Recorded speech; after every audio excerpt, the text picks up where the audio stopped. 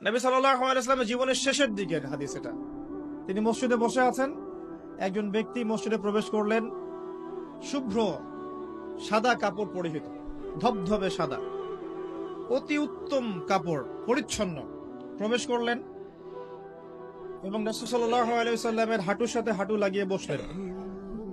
ঠিক আমরা যেমন আত্তাহিয়াতু পড়ার সময় যেভাবে বসি নামাজে, এভাবে। আমার কথা কি বুঝতে পারছেন? আচ্ছা, এবার নবী সাল্লাল্লাহু আলাইহি ওয়াসাল্লামকে তিনি ব্যাক টু ব্যাক 4টা প্রশ্ন করছেন। এক নাম্বার বলছেন, ইয়া মুহাম্মদ, হে মুহাম্মদ সাল্লাল্লাহু আলাইহি ওয়াসাল্লাম, আখবিরনি আনিল ইসলাম, আমাকে ইসলাম সম্পর্কে বলুন। নবীজি বললেন, ইসলাম হচ্ছে কালিমা, আল্লাহ এক সাক্ষ্য দেয়া, নবী মুহাম্মদ সাল্লাল্লাহু আলাইহি ওয়াসাল্লামকে সর্বশেষ রাসূল সাক্ষ্য দেয়া, সালাত কায়েম করা, যাকাত দেয়া, রমাদান মাসে সাওম রাখা এবং সামর্থ্য হলে হজ করা, এই হলো ইসলাম। তিনি বললেন, সাদাকতা, আপনি সত্য বলেছেন। ওমর রাদিয়াল্লাহু আনহু বলছেন, ফাআজিবনা লাহু ইয়াসআলুহু ওয়া ইউসাদ্দিকু, আমরা তার প্রশ্ন শুনে অবাক হয়ে গেলাম। সে নিজেই প্রশ্ন করছে, নিজেই আবার সত্যায়ন করছে। যে প্রশ্ন করছে সে তো জানার জন্য প্রশ্ন করছে। ছাত্র যদি ওস্তাদের কাছে প্রশ্ন করে যে ওস্তাদ এটা কি, ওস্তাদ বলে এটা এই, তখন সেই ছাত্র যদি বলে যে আপনি সত্য বলেছেন, তার মানে এই ছাত্র আগে থেকে উত্তরটা জানতো, তাই নয় কি? তার মানে এই প্রশ্ন করে আগে থেকেই জানে যে উত্তরটা কি হবে। তো দ্বিতীয় প্রশ্ন করছেন তিনি, বলছেন, আখবিরনি আনিল ঈমান, ঈমান কি, আমাকে ঈমান সম্পর্কে বলুন। নবী সাল্লাল্লাহু আলাইহি ওয়াসাল্লাম বলছেন, ঈমান হচ্ছে 6টা বিষয় বিশ্বাস করা। তুমিনা বিল্লাহ, আল্লাহ বিশ্বাস করবে, ওয়া মালাইকাতি, তার ফেরেশতা মণ্ডলীর প্রতি, ওয়া কুতুবিহি, তার সমস্ত আসমানি কিতাবের প্রতি, ওয়া রুসুলিহি, তার সমস্ত রাসূলগণের প্রতি, ওয়াল ইয়াউমিল আখির, পরকালের প্রতি, ওয়াল কদরি খায়রি ওয়া শাররি, তাকদীরের ভালো মন্দের প্রতি। এই 6টা পিলারে বিশ্বাস করলে আপনি মুমিন হলেন। প্রশ্নকারী বলছে, সাদাকতা, আপনি সত্য বলেছেন। আবারও তৃতীয় প্রশ্ন করছেন, আখবিরনি আনিল ইহসান, হে মুহাম্মদ সাল্লাল্লাহু আলাইহি ওয়াসাল্লাম, আমাকে ইহসান সম্পর্কে বলুন, ইহসান কি জিনিস। নবী সাল্লাল্লাহু আলাইহি ওয়াসাল্লাম বলেছেন, ইহসান হচ্ছে আন তা'বুদাল্লাহা কাআন্নাকা তারাহ, তুমি এমন ভাবে আল্লাহর ইবাদত করবে যেন তুমি আল্লাহকে দেখতে পাচ্ছ। ওয়া ইন লাম তাকুন তারাহু ফাইন্নাহু ইয়ারাক, যদি তুমি আল্লাহকে দেখতে না পারো, জেনে রাখবে আল্লাহ ঠিকই তোমাকে দেখছেন। এই আল্লাহ কনসিয়াসনেসের নাম হচ্ছে ইহসান। কি নাম? ইহসান। ইসলামের ভিত্তি পেলাম 5টা, ঈমানের কয়টা পেলাম? 6টা। আর ইহসানের ব্যাখ্যা কি পেলাম? আল্লাহ কনসিয়াসনেস, মানে আল্লাহকে হাজির নাজির জেনে ইবাদত করা। কেউ যদি আল্লাহকে হাজির নাজির জেনে ইবাদত করে, সে কিন্তু পাপ করতে পারবে না, তার নামাজে মনোযোগ কিন্তু ডানে বামে যাবে না ইনশাআল্লাহ।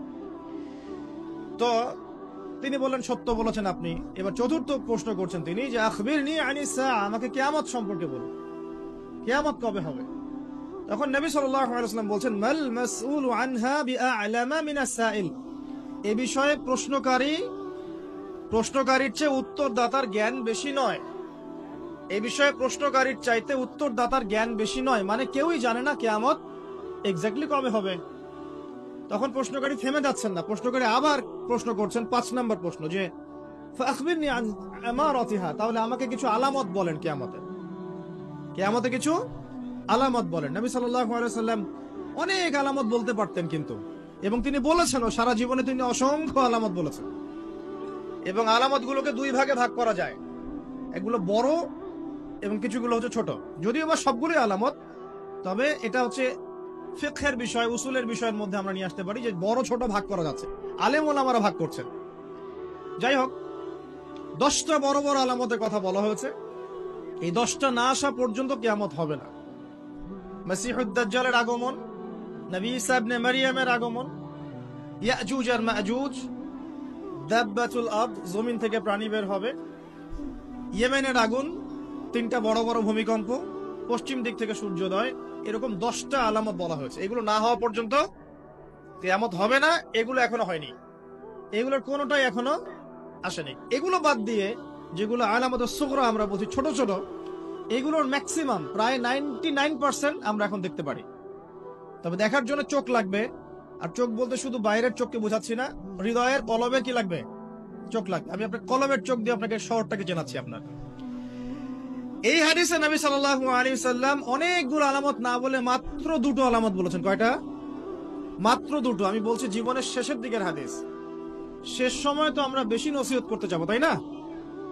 মনে করেন আপনার পিতা মৃত্যু শয্যায়, আল্লাহ না করুক, এখন তিনি আপনাকে ওসিয়ত করছেন যে বাবা এইটা করবা, এইটা করবা না, মায়ের যত্ন নিও, বোনদের যত্ন নিও, ইত্যাদি ইত্যাদি।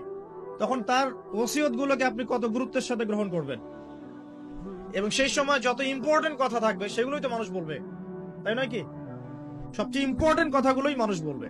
তো নবী সাল্লাল্লাহু আলাইহি ওয়াসাল্লাম এদিকে এসে মাত্র দুটো সাইনের কথা বলছেন। তার মধ্যে একটা হচ্ছে, ভালো করে শোনেন, তার মধ্যে একটা হচ্ছে আন তালিদাল আমাতু রাব্বাতুহা। যখন তুমি দেখবে, প্রশ্নকারীকে বলছে, যখন তুমি দেখবে যে দাসী তার মনিবকে জন্ম দিচ্ছে, দাসী তার মনিবকে জন্ম দিচ্ছে, মানে দাসী কিভাবে মনিবকে জন্ম দিতে পারে? দাসী কি মনিবকে জন্ম দিতে পারে? উত্তর, এখানে তিনটা ব্যাখ্যা হতে পারে। কয়টা ব্যাখ্যা? তিনটা। এছাড়াও আরো ব্যাখ্যা হতে পারে, হয়তো আল্লাহ পাক সেটা আমাদের জেহেনে হয়তো এখনো দেন নাই, হয়তো এমন কেউ আসবে পরবর্তী জেনারেশন, তারা হয়তো আরো ব্যাখ্যা করতে পারবে। তবে তিনটা ব্যাখ্যা এখন পাওয়া যায়। এক নাম্বার, দাসী তার মনিবকে জন্ম দিবে অর্থ হচ্ছে পিতা মাতার সাথে দাস দাসীর মতো আচরণ করা হবে, এবং এটাও কিন্তু কিয়ামতের আগের একটা বড় নিদর্শন যে পিতা মাতার সাথে দাস দাসীর মতো আচরণ করা হবে, এবং যেটা এখন হচ্ছে। আমরা দেখছি পিতা মাতার অধিকার তারা পাচ্ছে না, সন্তানদের হাতে নির্যাতনের শিকার হচ্ছে, বৃদ্ধাশ্রমে থাকতে হচ্ছে। সারা জীবন যে সন্তানকে বড় করলো, আজকে সেই সন্তান তার ওই যে কাফনের টাকা পর্যন্ত দিতে যাচ্ছে না, মারা গেছে লাশটা পর্যন্ত নিতে আসে না, এমন হচ্ছে না?